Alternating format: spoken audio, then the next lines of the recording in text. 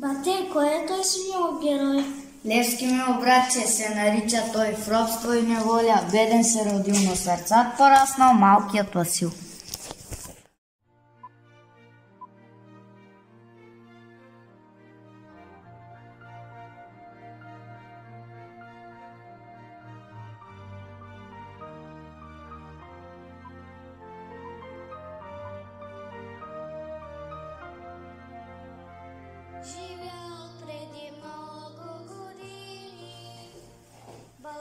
Делатрям вас, а не думи, казал Левски, мили хора от каузата, бъдеще за миналото.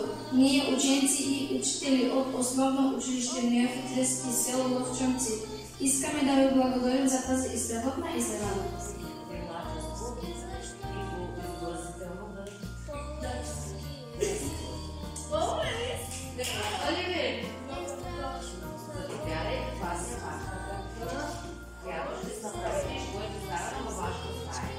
Който е много интересен, много атрактивен и ние трябва много старателно да го направим, защото той остава за нашата стая, остава за историята на училището.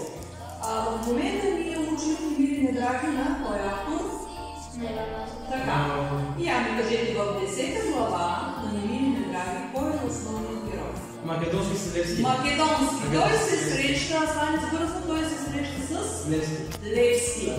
Ето сега ще видите какво е този подарък и какво ние трябва да... Отвори в турбата. Отвори и покажи.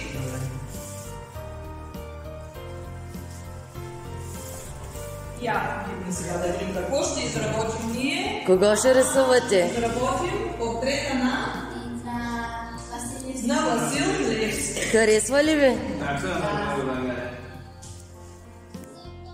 Съвременните водители ги има и те са сред нас с вашите дела и усилията на нашите учители.